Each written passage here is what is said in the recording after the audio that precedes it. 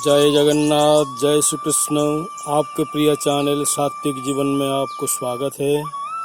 आइए आज हम लोग प्रातः भ्रमण के साथ साथ भगवान श्री जगन्नाथ महाप्रभु के महात्मा के बारे में कुछ बात करते हैं। हिंदी महाभारत की उड़िया अनुवाद के अनुसार शूद्र मुनि सारला दास जी ने जगन्नाथ महाप्रभु की रचना में श्री कृष्ण के रूप में वर्णना किए हैं। ये लिखते हैं कि जरासवर का नाना अजरासवर माधव जी का पत्थर मूर्ति का रूप को कालिंदी तट पर पूजा करता था। वह पाषाण मूर्ति नील रंग के होने के कारण उन्हें नील माधव भी कहा जाता था। ये द्वापर युग की बात है, जब भगवान श्री कृष्ण अपने लीला खत्म किए और वैकुंठ धाम की ओर जाने की विचार किए, तो उन्होंने क्या किया, अरण्य में जाकर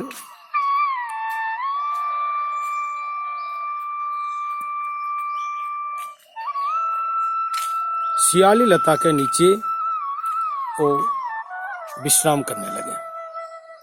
और उसी समय जारासवर ने शिकार करने के लिए निकला जंगल में, तो देखा सियाली लता के नीचे मृग का कान की भ्रम हुआ उनको, और उन्होंने शराघात कर दिया।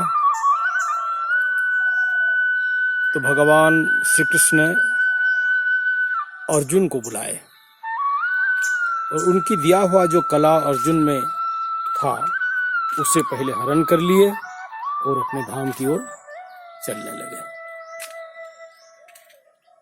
उनके देहांत के बाद में पांडवों ने क्या किया, उनका पार्थिव शरीर को लेकर पूर्वी तट की ओर समुद्र के किनारे चल पड़े।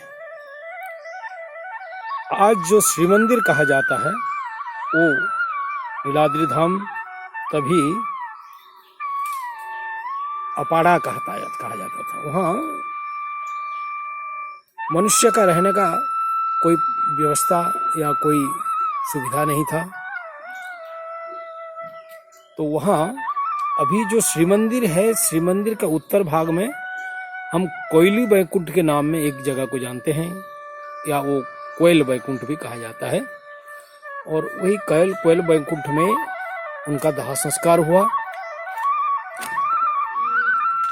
लेकिन उनका जो अक्षय ब्रह्म है भगवान का शरीर का, वो दाह नहीं हो पाया।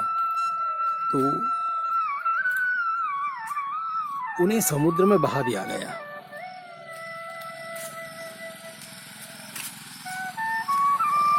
समुद्र में बहा देने से वो एक ज्योति के रूप में उभर आए और समुद्र के जल में तैरने लगे। तो सबर राजा विश्वावसु ने उन्हें देखकर प्रार्थना करने लगा, और उनका प्रार्थना से भगवान संतुष्ट होकर समुद्र के किनारे आ लगे। उन्हें विश्वावसु लेकर कालिंदी तट पर एक वृक्ष के नीचे उनका पूजन करने लगा।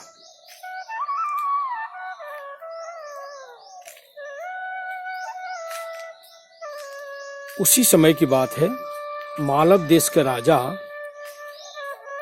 जिनका नाम इंद्रदम्न था, उन्होंने विष्णु भक्ति में मग्न होकर भगवान विष्णु प्रतिमा की खोज करने लगे कि भगवान विष्णु की सही प्रतिमा कहाँ है। तो अपने दूतों को चारों दिशा में भेज दिए। तीनों तरफ के दूत तो वापस आ गए, लेकिन पूर्वी दिशा में जो दूत गए थे उनका नाम था विद्यापति। वो सेनापति भी थे और ब्राह्मण भी थे। उन पर राजा का बहुत भरोसा था। तो उन्होंने जाकर विश्वावसु राजा के नगर में पहुंचे। सबर राजा विश्वावसु के नगर में पहुंचे।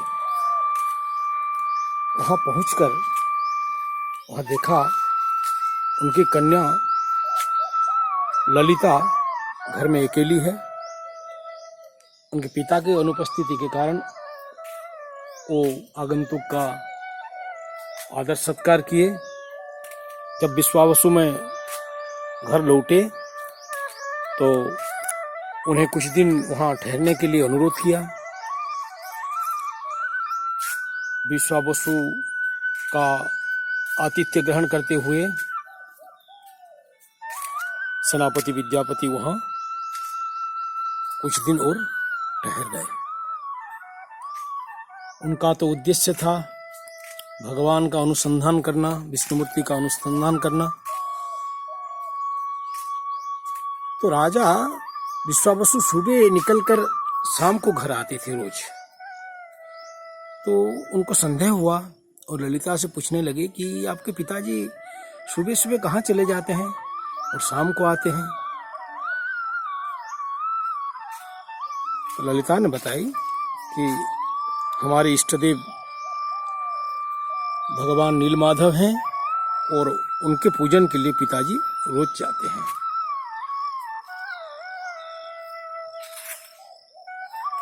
तो विद्यापति को राह मिल गई, जिसके लिए वो घर से निकला था। राजा का आदेश लेके वो पूर्ण होने दिखने लगा। उन्होंने ललिता से अनुरोध किया कि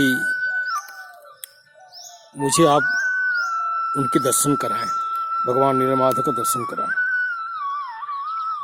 तो ललिता अपने पिताजी से ये बात कही।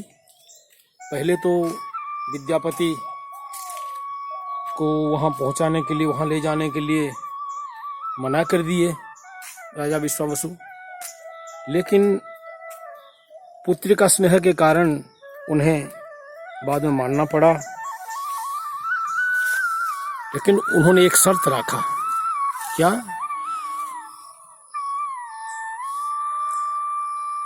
जब विद्यापति जाएंगे दर्शन करने के लिए तो उनका आंख में एक पट्टी बांध दिया जाएगा ताकि उनका संदेश, उनका राह उनको पता ना चले।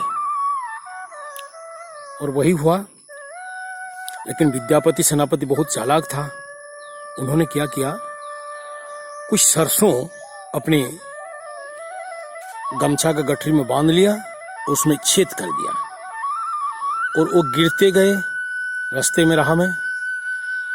वहाँ पहुँचे, जाकर भगवान को दर्शन किया, वापस आया। बाद में जब बारिश आई, बरसात के समय, वो जो सरसों गिरे हुए थे वो उगकर पौधे के रूप में प्रकट हो गए। तो उसे देखकर वो फिर दोबारा भगवान को लेने के लिए वहाँ पहुँच गया। लेकिन भगवान तो अंतर्ध्यान हो चुके थे। अगले कड़ी में फिर बाकी बात जो है भगवान का हम आलोचना करेंगे। आज की वीडियो इतना। अगर हमारे वीडियो आपको अच्छे लगे तो इसे लाइक करना, शेयर करना और हमारे चैनल को सब्सक्राइब जरूर कर देना। जय जगन्नाथ, जय श्री कृष्ण।